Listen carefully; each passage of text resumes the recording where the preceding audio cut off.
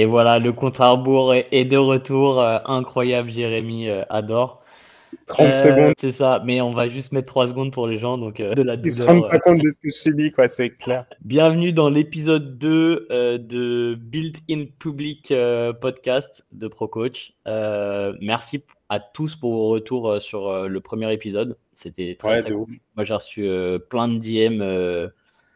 Déjà suite au podcast qu'on a fait tous les deux à Samui, ainsi que le podcast qu'on a fait la semaine dernière sur ProCoach. Et du coup, on va continuer à vous donner plein d'informations sur notre vision des choses et sur notre avancement. On va essayer de garder ces épisodes assez short and sweet, comme on dit en anglais, histoire de ne pas perdre trop de temps et de vous donner un maximum d'informations sur un minimum de temps. Parce que nous aussi, nos vies sont assez chargées, donc on veut être le plus efficient possible. On s'était arrêté la semaine dernière. Je t'avais un peu mis ce dont on voulait parler aujourd'hui, c'était un peu les applications nutrition, parce que dans notre coaching, dans notre approche, la nutrition, je pense que ça a un impact très fort déjà dans notre vie personnelle. C'est-à-dire que moi, j'avais commencé à m'entraîner pour perdre du poids à un moment et je faisais, tu vois, du cardio à outrance, etc. Et j'étais arrivé un petit peu à un palier avant de comprendre que la nutrition allait avoir C'est la l'impact le clé. plus important dans mon processus de perte de poids. Toi, tu as Ouais. ta propre relation avec la nourriture. Pour les gens qui ne savent pas, il faut justement aller écouter le podcast qu'on a fait sur Fitness Logique pour en apprendre un petit peu plus par rapport à ça.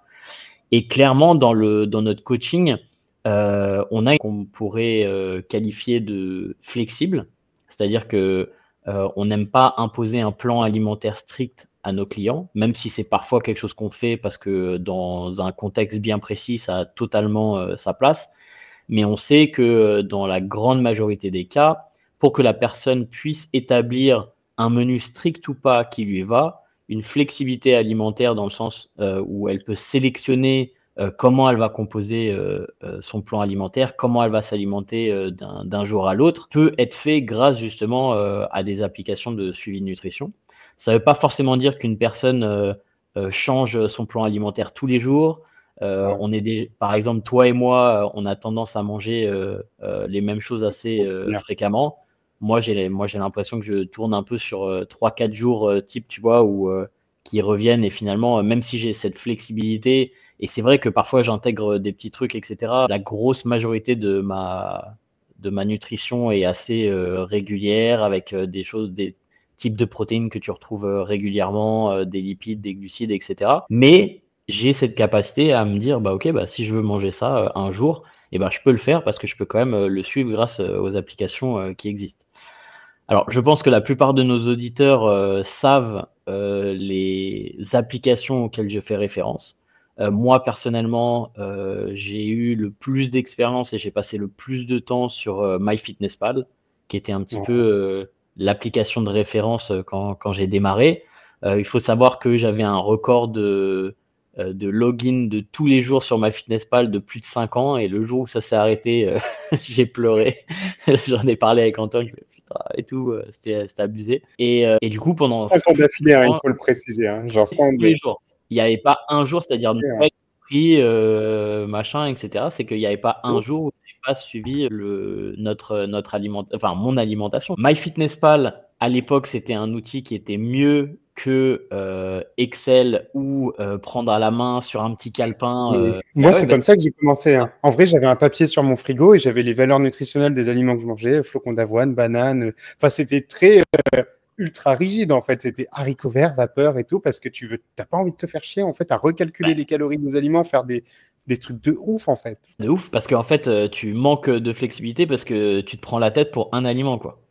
Tu te tues en fait. Tu passes plus de temps à faire des maths qu'à manger quoi. J'ai l'impression d'être un vieux en parlant de ça, mais après, MyFitnessPal a intégré les codes barres, qui était déjà un truc incroyable, c'est-à-dire que tu scannais tes aliments et tu pouvais avoir ensuite ton aliment que les gens avaient rentré. Le problème, c'est que la grosse problématique de MyFitnessPal, que beaucoup de personnes ont vu assez rapidement, et moi C'est leur point de marketing en plus. Comment? C'est leur point marketing en plus. Je crois que c'est leur plus grande fierté. Hein. Leur plus grand point faible, c'est leur plus grande fierté quoi. La database client? Ouais. Ok. Genre, Bah, on a une base de données énorme de produits, quoi. c'est ça. Et en gros, c'est vrai que tu peux tout trouver sur MyFitnessPal. Le problème, c'est que tu trouves tout qui est rentré par les utilisateurs. Et franchement, je dirais qu'il y a un produit sur 20 qui est bien, enfin, qui est correct en fait. Et le reste, soit les gens, ils ont rentré les protéines à la place des glucides, soit les calories sont pas là, etc. Donc, c'est vraiment la guerre sur MyFitnessPal. Et tu as des gens qui peuvent traquer leur alimentation et en fait, sous ou surdéclarer ce qu'ils font, mais avec des marges complètement psychopathes. Et du coup, c'est Exactement. vraiment problématique parce que si tu n'as pas de connaissances de base ou si tu connais pas le produit, tu peux rentrer un produit et en fait, c'est pas du tout ce que tu es en train de consommer en termes de calories et de macronutriments. Et ça, c'est vraiment problématique. Il y a une autre application que j'ai utilisée en particulier avec mes clients vegan, c'était Chronometer, qui était un espèce de concurrent de MyFitnessPal. Le problème, c'est que je trouvais qu'à l'utilisation, c'était pas très user-friendly, mais ça me donnait énormément de détails sur les micronutriments et en particulier la décomposition en acides aminés ou des choses comme ça. Mais le problème, c'est que c'est vrai qu'à l'usage quotidien, c'était pas ouf, donc je l'utilisais principalement pour avoir en fait un plan alimentaire assez rigide et après on se basait là-dessus, quoi, tu vois. Toi, quelles sont à ton avis les limitations que tu voyais en particulier sur les applications de nutrition et comment tu disais que tu pouvais faire mieux ou comment tu aurais voulu faire mieux à l'époque par rapport à ce que tu as utilisé? Moi, la plus grande frustration, ça a été quand j'ai commencé, j'ai pas vraiment rencontré cette problématique parce que ça a été dans une ligne logique de je m'éduque en nutrition, je comprends comment ça fonctionne, donc j'arrive à arriver devant un produit et me dire là ça déconne, enfin c'est erroné. Mais quand tu essayes de le transmettre à une personne qui est totalement débutante dans ce milieu-là, tu te retrouves à devoir à lui répéter les mêmes choses, à lui dire non, c'est pas cet ingrédient. La personne, elle va chercher par exemple une tomate, elle tombe sur 10 000 tomates et donc elle sait plus quoi faire et tu te retrouves un peu tétanisé à chercher des produits, à jamais être sûr et en fait ça te crée de la confusion, un stress additionnel alors qu'en soi ça reste quand même quelque chose de contraignant de suivre son alimentation mais qui portait pris dans le bon angle de vue de je m'éduque, je comprends, je prends le contrôle de mon alimentation sans partir dans l'hyper-contrôle et la psychorigidité et la punition, j'ai trouvé ça intéressant. Et après, je suis parti vers d'autres applications, comme par exemple LiveSum. Et il y a un point qui m'a beaucoup gêné avec LiveSum, qui en soi n'est pas mauvais, s'ils se sont servis un peu de la gamification, et je pense que de leur point de vue, c'est pas quelque chose de négatif, mais il y a une forme de jugement dans les choix des aliments ou dans la composition des plats avec c'est bien, c'est pas bien, tu as le smile, tu as le petit bonhomme qui boude, tu as des choses neutres. Et quelque part, tu te retrouves à te dire, moi j'essaie de là, faire... c'est bien du coup ou pas? je crois que c'est pas terrible, hein. Ça fait un peu la tronche, c'est un peu rouge, quoi. Mais quand tu essayes de créer une relation saine avec ton alimentation, je tiens juste à préciser une chose. Pour ma part, de mon point de vue, je suis contre l'alimentation intuitive. Clairement, c'est-à-dire que pour moi, l'alimentation intuitive, on mange tous par intuition. Et quand quelqu'un te dit non, mais fais-le de façon intuitive, fais-toi confiance et tout, moi, je me fais confiance quand je mange des beignets, des pizzas et des kebabs. Donc, partant de ce principe-là, je pense que c'est important de comprendre qu'il faut un minimum de rigueur et de discipline dans son alimentation et se servir de ce genre d'outils, permettre d'en prendre le contrôle pour s'éduquer, puis de s'en libérer et manger avec intuition. C'est comme si que tu as un problème mathématique et tu te dis, non, j'ai pas envie d'apprendre à compter, quoi. Je veux avoir la solution à mon problème, donc je le fais par intuition et ça marche jamais, quoi. Ouais, ça, je pense que c'est un truc dont on devrait parler. C'est qu'il y a beaucoup de gens qui associent le fait de suivre ses calories, d'utiliser une application de suivi des calories, etc., comme un trouble du comportement alimentaire, en fait. Et souvent, ils se disent, ouais, mais si tu suis tes calories comme ça, tu vas avoir des troubles du comportement alimentaire. Et ça, c'est un truc qui est super intéressant pour plusieurs raisons. C'est que les recherches par rapport à ça, elles ont montré que souvent les gens qui sont amenés à suivre leur alimentation via une application, c'est souvent des gens qui ont déjà en fait des troubles du comportement alimentaire et en gros, c'est des choses que tu retrouves chez ce type de personnes, mais en gros, c'était là avant et c'est pas créé par l'application en fait. Souvent, si tu es amené en fait à devoir suivre ton alimentation et que ton instinct, comme tu disais, malheureusement t'a drivé vers soit être voilà, ou des choses comme ça. C'est que en fait, ton instinct par rapport à ton alimentation a dû être affecté à un certain moment de ta vie. Moi, je sais, j'en parlais l'autre jour, que mes parents, ils me forçaient toujours à finir mes assiettes, que j'ai faim ou que j'ai pas faim. Et du coup, mes niveaux de satiété depuis que je suis enfant, ils ont toujours été un petit peu déterminés par la taille des assiettes que mes parents me donnaient et pas mon appétit, en fait, d'une certaine manière. Et ça, forcément, instinctivement, tu bouscules tout ça et tu te retrouves avec un instinct qui est un peu biaisé par ton éducation, en fait. Ouais. Du coup, effectivement, après avoir traqué mes calories pendant 5 ans, je peux manger de manière instinctive, c'est-à-dire que je sais exactement ce qu'il y a dans un plat, je sais comment composer mes assiettes, etc. et tout, mais c'est pas vraiment de l'instinct, ça découle de l'éducation que j'ai eue via justement ce travail de suivre mes calories et mes macronutriments. Et je pense que suivre son alimentation comme ça, c'est pas forcément quelque chose que quelqu'un doit faire toute sa vie, ou encore une fois, en fait, d'une certaine manière, plus tu le fais et plus ça devient simple et plus tu as besoin de passer moins de temps dessus parce qu'en fait, tu répètes des choses et tu peux faire des petites modifications, copier-coller en fait tes jours, etc. Et en fait, tu te retrouves à utiliser quelque chose qui te donne des indications, mais où tu n'as pas besoin d'être complètement bloqué sur l'application du soir au matin, tu vois, genre pour établir Avec ton boulier menus. chinois, c'est clair. Ouais, c'est ça. Et en fait, c'est un outil incroyable qui te permet en particulier de ne pas perdre de temps et de savoir exactement où tu vas et d'atteindre tes objectifs en fait sans vraiment avoir de questions par rapport à ça, quoi, tu vois. Et ça, c'est vraiment super important. Donc, ouais, LiveSum, tu avais ce problème en fait de gamification et en fait de culpabilisation d'une certaine manière par rapport à ce que tu mangeais, ce qui est vraiment problématique parce que effectivement, catégoriser les aliments en aliments bons pour toi et aliments mauvais pour toi, ça crée un petit peu ce cycle infernal, souvent pour les gens qui veulent manger clean tout le temps, mais qui fantasment sur des aliments qui sont moins clean, entre guillemets, et ça crée en fait ce cycle où parfois ils vont craquer sur un aliment qui est pas clean, et après ça les envoie dans une sorte une orgie. C'est ça, où ils vont bouffer tout et n'importe quoi, parce qu'ils disent non mais là je suis dans ma période pas clean, et puis la semaine prochaine je recommence sur du clean, sauf qu'on est vendredi soir. Et donc tu as tout le week-end qui va être pas clean et qui va faire 10 000 cales.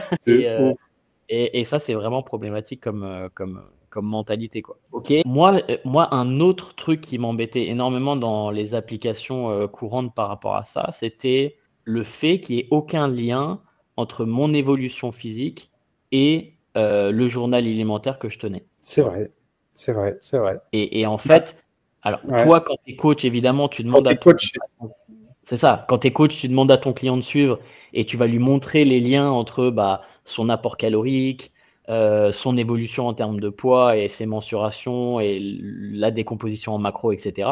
Mais pour la plupart des utilisateurs, c'est quelque chose qu'il ne sait pas ou qu'il n'a pas, en fait. Non, et c'est vrai que ce genre d'application te donne un outil, mais sans vraiment savoir comment bien t'en servir, comment bien interpréter tes données et quoi en faire finalement, quoi. C'est ça, il n'y a aucune éducation qui va avec, etc.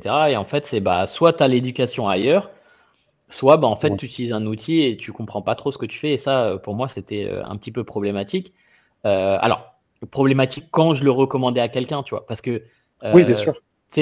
Tu as toujours des gens qui disent ouais, ok, mais qu'est-ce que tu utilises comme application, tu vois. Et tu leur dis voilà, j'utilise MyFitnessPal. Et du coup, ils vont utiliser MyFitnessPal. Mais ils vont utiliser avec 5% des connaissances que tu as. Ils se retrouvent dans les problématiques que j'ai énoncées, c'est-à-dire ils sont pas sûrs de ce qui rentre. Du coup, vu qu'ils sont pas sûrs de ce qui rentre, ils sont pas sûrs des résultats. Vu qu'ils sont pas sûrs des résultats, ils font pas attention à eux. Et après, en fait, ils se détachent du processus parce qu'ils disent ouais, mais je sais même pas si ça marche, je sais même pas s'il y a un lien avec le reste, etc. Et ça fonctionne pas, tu vois. Ou même ils comprennent même pas la relation entre ce qu'ils sont en train de rentrer dans l'application et leur évolution physique, tu vois. C'est vrai. C'est deux trucs qui sont complètement abstraits, quoi.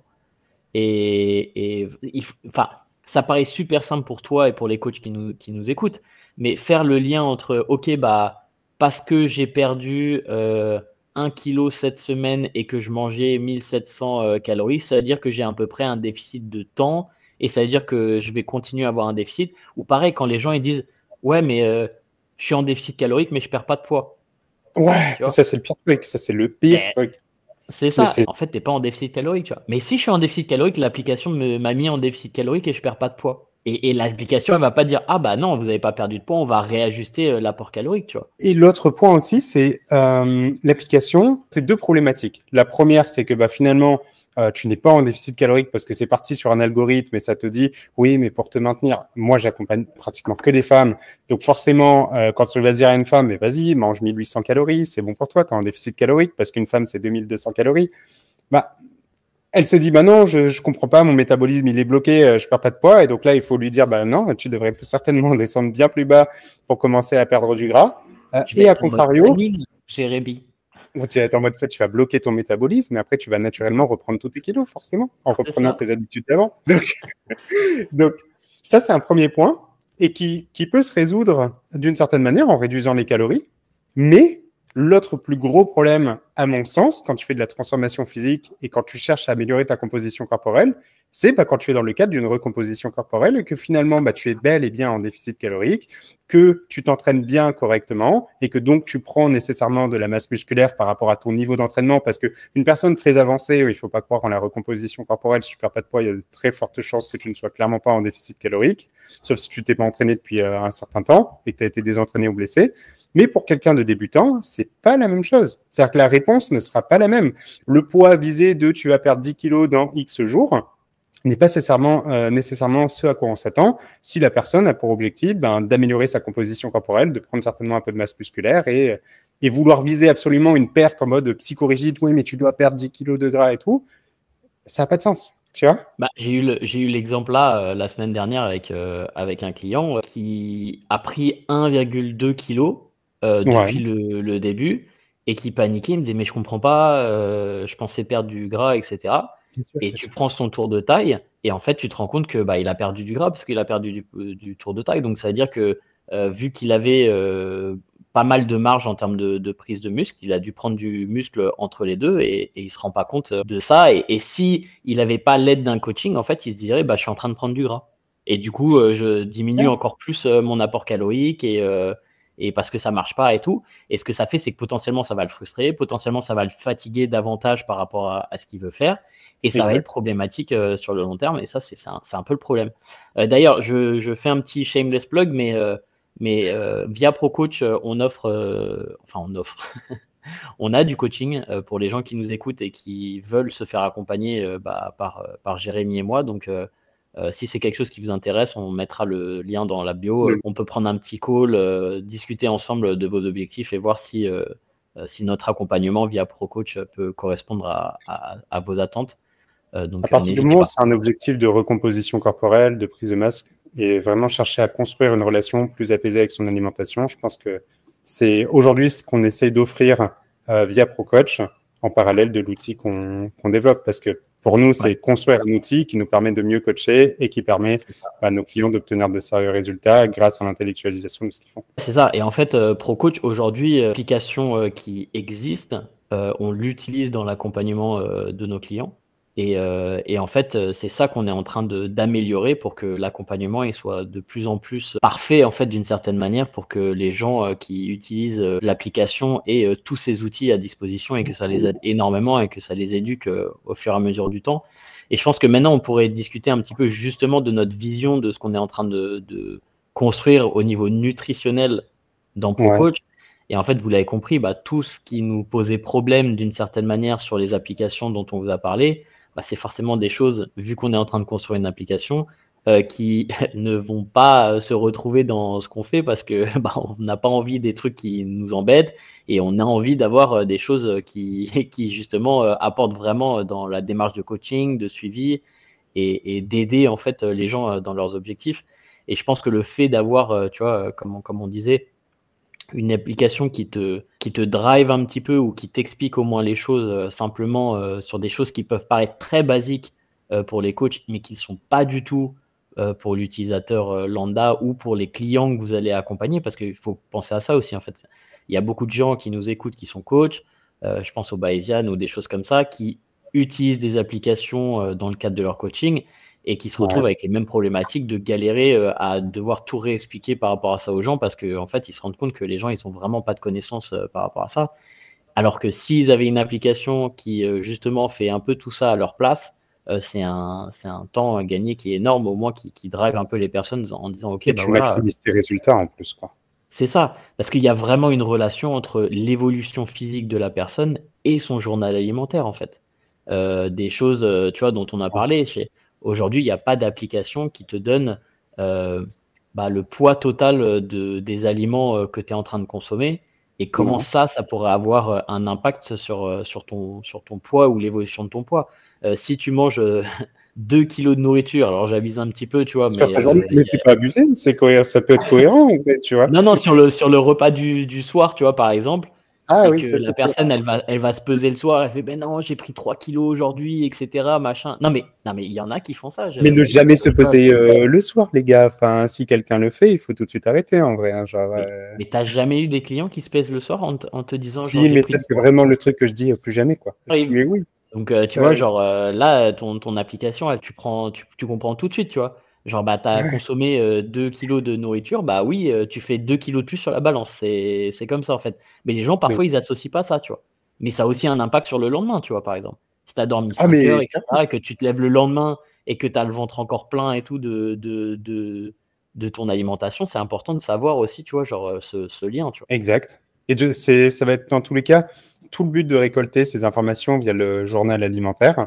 Donc là, le but, c'est de pouvoir facilement encoder des aliments. Et on s'est retrouvé face au défi de la base de données. On a pas mal bossé, du coup, entre Geoffrey, Paul, Camille, ceux qui s'occupent de la partie technique de l'application et qui nous guident aussi dans nos prises de décision, parce qu'il y a ce qu'on veut et ce qu'il faut, et ça c'est important. Et la base de données, c'est comment construire une base de données. Est-ce qu'on va se plugger sur une base de données existante?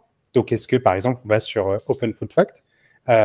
Génial. Il suffit juste de lire la base de données et de taper Nutella et de se retrouver devant 15 000 références de Nutella et se dire ok, quel est le bon produit? C'est quelque chose de pas du tout jouable.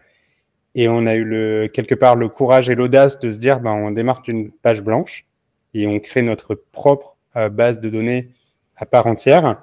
Et comment construire une base de données solide? Comment s'assurer de la véracité de toutes les informations?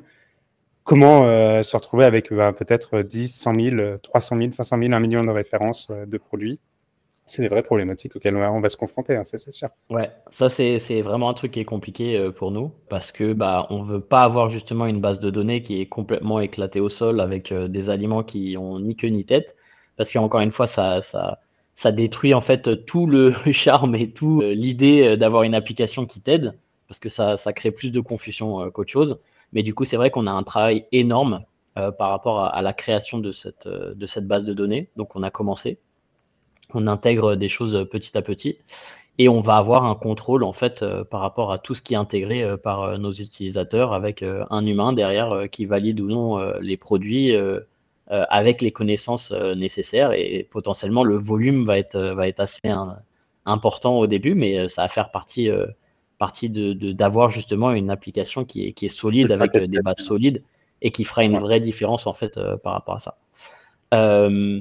Est-ce que tu veux parler d'autres choses dont on aimerait intégrer justement dans l'application qui, pour toi, fera une différence par rapport à ce qui est déjà existant? Ouais, clairement. La base des recettes, oui. Non, mais c'est ce que j'allais dire. Je pense qu'il y a un truc qui m'a toujours un petit peu embêté dans les applications que j'utilisais. C'était souvent, tu peux créer des recettes à l'intérieur. C'est vrai, tu vois. C'est Ouais, quelque chose qui est faisable. Mais c'est pas quelque chose que tu peux partager, tu vois. non. C'est-à-dire que tu fais ta recette et tout. Moi, je fais ma recette de cheesecake. Bah, je la poste sur YouTube ou je l'envoie à quelqu'un, etc. Mais j'ai pas cette capacité de lui faire, bah voilà, en fait, elle est là dans ton application. Tu as juste à mettre Cheesecake Nevin et ça te met directement les trucs. Et c'est un gain de temps complètement ouf, en fait, tu vois. Genre, la personne, elle peut l'intégrer directement à son plan alimentaire. Elle sait combien de calories, etc. Elle a directement des aliments. Elle peut faire les modifications sur les aliments en fait et j'ai envie de dire, tu peux aller même plus loin dans cette démarche et là je parle en particulier au coach par exemple, c'est-à-dire que tu peux créer des programmes alimentaires basés sur les recettes que tu as créées ou les recettes que nous avons et en fait lui créer un journal alimentaire directement avec voilà, tu sélectionnes 4 recettes, ça te fait ces j'en sais rien, tu vois, genre c'est 3 ou 4 repas de la journée C'est ça. Et tu sais exactement l'apport en protéines, tu sais exactement comment le faire, etc. Parce que sur ton site, il y a comment faire. Il y a Maël qui nous a fait ça depuis De ouf. des années. 10 ans de Comment travail. mais c'est un truc de fou, tu vois. Et tout ça, ça sera intégré. Et c'est un travail énorme, en fait. Et les gens se rendent pas compte à quel point ça fait une différence d'avoir des vraies recettes qui sont faites par des vrais gens.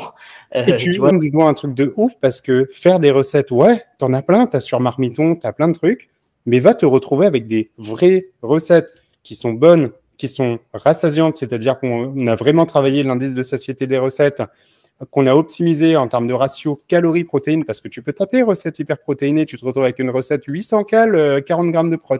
Ah ouais, t'as 40 grammes de prot, mais t'as 800 cales, et si toi t'essayes d'être en déficit calorique, à faire un minimum gaffe et que t'es un peu gourmand et truc, tu te retrouves et t'es foutu en fait. Donc ouais, Et ça, je pense que c'est un outil qui est souvent mis en avant par d'autres applications. Je pense, pour toutes les citer, je pense qu'on a presque fait le tour de toutes les applications. Il y a Yazio qui propose justement des recettes. J'ai vu sur leur site 2500 recettes, etc.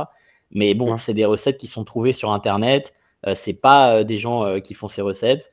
C'est pas des recettes qui vont forcément dans vos objectifs, comme tu l'as très bien dit, avec un apport suffisant en protéines, parce que on va pas se mentir, on s'entraîne, on veut optimiser notre composition physique, etc. C'est-à-dire consommer suffisamment de protéines par jour. Et si tu fais 3 recettes par jour et que chacune ont 15 grammes de protéines, à la fin de la journée, tu as moins de 45 grammes de protéines et pourtant, tu as ton apport calorique. Et du coup, c'est pas dans le sens où tu veux aller. Alors que nous, nos recettes, elles sont pro-protéinées, dans le sens où c'est bien équilibré et ça te permet justement, en mangeant des choses que tu aimes, d'arriver à ton apport et tes objectifs sur la journée. Et ça veut pas dire que c'est des trucs dégueulasses à base de, tu vois, genre, alors 400 grammes de poulet et une pâte, comme ça, tu as suffisamment de protéines. Non, c'est vraiment des trucs qui sont. En fait, les gens ont souvent l'impression que, tu vois, genre hyper protéiné, ça veut dire pas bon, ou ça veut dire que c'est des plats qui sont complètement délirants, alors qu'en fait, c'est ça. Alors qu'en fait, c'est juste des plats qui sont pensés avec des alternatives sur certains aliments, etc., qui vont plus dans ce sens-là. Et en fait, quand tu les manges ou quand tu les fais, en fait, tu comprends parce que tu te dis, ah, mais en fait, c'est pas du tout délirant, c'est juste que c'est plus intelligemment fait, en fait. Tu vois. C'est-à-dire qu'au exact. lieu d'utiliser certains produits qui ont moins de sens quant à certains objectifs, et ben là, ça fait la différence, tu vois. Et ça veut pas dire que tu peux pas manger du saumon ou des aliments qui sont gras, par exemple. Tu vois, les gens, ils ont toujours l'impression que si tu veux perdre du poids, il faut pas manger gras ou tu Ouais, peux ça pas n'a pas de faire sens. ça, etc. Alors que pas du tout, quoi. Et c'est ça qui est super intéressant, je pense, dans cette démarche de recettes et d'intégration des recettes dans l'application, quoi. Et ça répond à un problème, à un vrai problème, c'est que les recettes, moi, je les mets à disposition via mon site depuis maintenant, ça va faire 6 ans. Et le plus gros problème, c'est que elles sont un peu écrites dans le marbre. C'est-à-dire que même si tu as l'alternative textuelle de tu peux remplacer par tel ingrédient ou tel truc, le fait aujourd'hui de l'avoir à l'intérieur de l'application, c'est que demain, tu es végétarienne. On peut swiper le produit et le remplacer par une alternative végétarienne qui est optimale. Ça te recalcule tes macronutriments, tes calories. Ce soir, il te reste 600 cales pour finir la soirée et il te manque 40 grammes de protéines, admettons. Que tu puisses aller dans les suggestions et te retrouver avec les recettes qui se rapprochent le plus de ce qu'il te manque et de ça par rapport à tes préférences personnelles. Et en fait, ça te simplifie la tâche, en fait, de qu'est-ce que je vais manger, comment je vais manger, qu'est-ce que je dois faire.